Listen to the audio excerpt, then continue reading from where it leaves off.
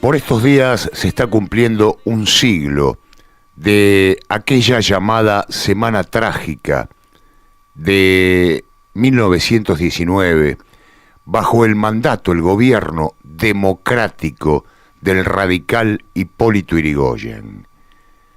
La Semana Trágica se la conoce por la represión y masacre sufrida por el movimiento obrero argentino, en la que fueron asesinadas cientos y cientos de personas en la ciudad de Buenos Aires.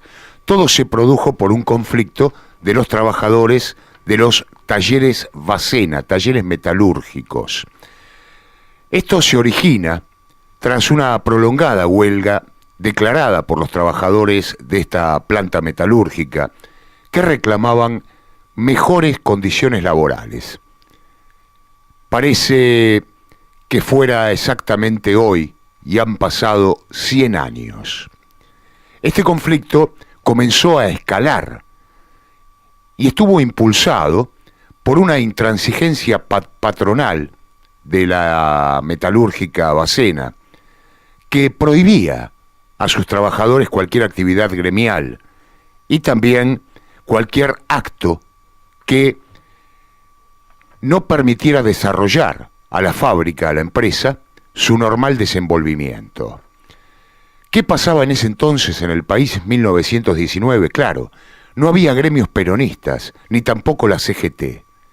Los trabajadores confluían, trabajadores de distintos sectores incluso, en la FORA, en la Federación Obrera de la República Argentina. Tenía una orientación, una tendencia, por supuesto, anarquista. Con el advenimiento de esta prolongada huelga, comienzan a registrarse las represiones y la posterior masacre, no solo de cientos de trabajadores, sino también de cientos de judíos. Y aquí hay que hacer un apartado.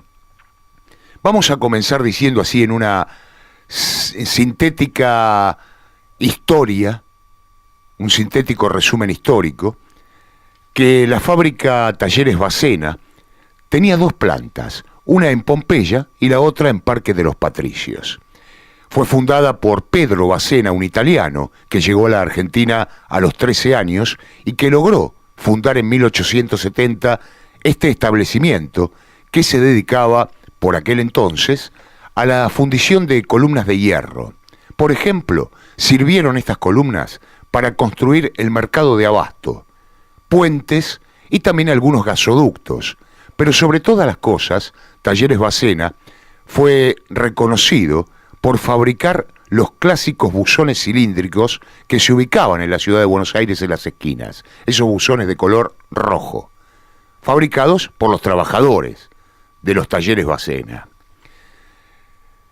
Al pedir mejores condiciones laborales, comenzaron del lado del gobierno de Hipólito Yrigoyen, recuerdo, radical, una especie de Juan Domingo Perón del radicalismo, a sucederse distintos actos que tienen que ver con la represión, con las torturas, con las masacres. Y allí, junto a las fuerzas de seguridad del gobierno de Hipólito Yrigoyen, actuaron grupos parapoliciales, pero también distintas organizaciones, como la Liga Patriótica Argentina, la misma que 2 años después, hablamos 1919, Semana Trágica, 1921, participó también activamente en la represión y matanza de huelguistas, de trabajadores, de obreros, en la reconocida como la Patagonia Trágica. Estas fuerzas de seguridad con los grupos parapoliciales y estas organizaciones como la Liga Patriótica Argentina y el Comité Pro Argentinidad estaban comandados por las Fuerzas Armadas de Hipólito Yrigoyen. En ese momento, esas Fuerzas Armadas, en cuanto a algunos batallones, obedecían órdenes de represión, por supuesto, de sus superiores. Uno de ellos era Juan Domingo Perón. Juan Domingo Perón reprimiendo la huelga y los reclamos de los trabajadores. En ese entonces Perón revistaba en el Arsenal de Buenos Aires. Esto quedó refrendado en los artículos que han publicado, maravillosos, dos historiadores magníficos como Milcíades Peña y Osvaldo Bayer, quienes aseguraron que Juan Domingo Perón estuvo al frente de un pelotón que ametralló a cientos de obreros. La concupiscencia, la connivencia de los distintos sectores politiqueros de Baratija, de la que hablamos tanto aquí en este programa, se puso de manifiesto allá por 1919. Semana trágica, radicalismo con Hipólito Yrigoyen, peronismo con Juan Domingo Perón, es decir, con sus más reconocidas figuras, ambos sectores de la politiquería barata, reprimiendo y matando, no solo a trabajadores, sino también a personas de distintos sectores, entre ellas, algunas por su religión, por su raíz. La Semana Trágica está considerada como uno de los primeros actos de terrorismo de Estado cometidos por el radicalismo. Luego, como dije, sucedió 2 años más tarde lo de la Patagonia Trágica. Las milicias, las fuerzas parapoliciales, las ligas patrióticas, el gobierno de Hipólito Yrigoyen, estaban todos armados con armas cortas y largas, patrullaban la ciudad y disparaban ante todo a quien consideraban sospechoso. Hasta incluso acompañó toda esa represión uno de los integrantes de la familia Bacena, de los propietarios de esta metalúrgica, Emilio, quien estaba armado con un Winchester. Ante la profundización de esta lucha, de esta huelga, el gobierno de Hipólito Yrigoyen, radical, reitero, no conseguía restablecer el orden democrático e institucional del que tanto hablan y vociferan los demócratas de cualquier turno. Entonces, a Hipólito Yrigoyen y su séquito se le ocurrió inventar un complot.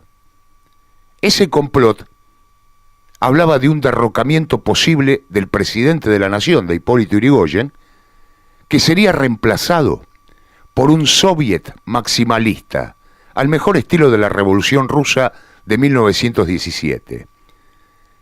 Con este mensaje de complot impuesto, anunciaron la detención del jefe de la supuesta conspiración, un periodista, Pini Wald, socialista judío que se las arreglaba, como no podía trabajar como periodista, haciendo las veces de carpintero. En esta semana trágica que sucedió del 7 al 14 de enero de 1919, Wald fue detenido junto a su compañera y otras personas, y todos fueron torturados en la comisaría séptima para que confesasen lo que en realidad era un invento de la policía, un invento del gobierno. Pero lo más dramático, lo más peligroso, lo más grave, vendría después de todo esto. Policías, en conjunto con integrantes de la Liga Patriótica, obedeciendo órdenes del gobierno de Hipólito Yrigoyen, se dirigieron a ciertos barrios donde se concentraban el mayor número de judíos y en algunos días se sucedieron allí todo tipo de excesos. Hubo golpizas, caballería que arrastraba a hombres desnudos, corte de barbas. A los judíos recién llegados al país los mataban por no saber la letra del himno argentino. Hubo casos de violaciones y todo eso pasó a la historia como el pogromo, que es precisamente una iniciativa que tiene que ver con un linchamiento multitudinario, espontáneo, premeditado, especialmente a un grupo en particular, étnico, religioso o de cualquier tipo, acompañado por la destrucción o el expolio de sus bienes. En especial, el pogromo se lo relaciona con la matanza de judíos. La Liga Patriótica, los militares, los policías, gritaban en aquel entonces, mientras maltrataban, masacraban y torturaban a los judíos: ¡viva la patria! ¡Mueran los maximalistas y todos los extranjeros! Cualquier comparación con este hoy tiene plena consustanciación con la realidad.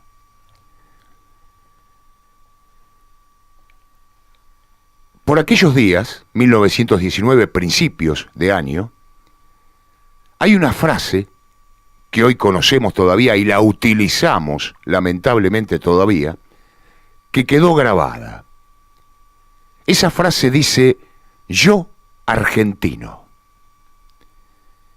Era lo que en aquel entonces se apuraban a contestar quienes iban a ser atacados, agredidos por la policía, por el ejército o por los integrantes parapoliciales de la Liga Patriótica.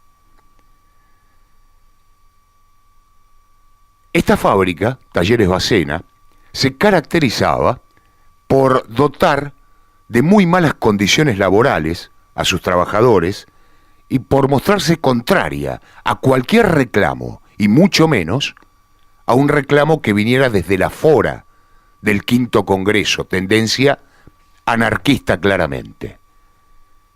A partir de eso se generó la Semana Trágica. Y aquí, después de 100 años, aún aguardamos que estos gobiernos pacotilleros democráticos asuman la culpabilidad de la matanza, asuman la culpabilidad de la represión, asuman la culpabilidad de esa tendencia nazi de asesinar judíos, inventando un complot. 1919, y voy a reiterarlo nuevamente: gobierno radical democrático de Hipólito Yrigoyen, de quienes los boina blanca se jactan aún, como los peronistas de su general, quien participó en la represión activamente de esa Semana Trágica, a los trabajadores, a la gente que reclamaba mejores condiciones laborales. Juan Domingo Perón los reprimió. Decía que a lo largo de este siglo, ningún gobierno democrático perteneciente a cualquier sector de la politiquería barata no asumió su culpa, no hizo una autocrítica. Aún estamos esperando que pidan disculpas, al menos, que pidan perdón, bajo la denominación de democracia, por esta matanza, por esta represión salvaje, que continuó, repito, 2 años más tarde con el mismo gobierno de Hipólito Yrigoyen, en la Patagonia, lo que conocemos como la Patagonia trágica, la Patagonia rebelde. Recomiendo la lectura del libro o ver la película La Patagonia Rebelde, un libro escrito histórico, de no ficción por supuesto, por Osvaldo Bayer. Y vamos a darnos cuenta que hace un siglo, al menos, que en este país sucede exactamente lo mismo, bajo distintas denominaciones que nos gobiernan. Dictaduras cívico-militares o dictaduras democráticas, que incluyen a las Fuerzas Armadas. Por tal motivo hoy, seguramente, y ojalá sea así, no tengamos ningún inconveniente, vamos a conversar, vamos a tener el placer de conversar con el profesor Eduardo Sartelli, un licenciado en Historia que cumple tareas, que dicta cátedras, que investiga en la Universidad de Buenos Aires y en la Universidad Nacional de La Plata.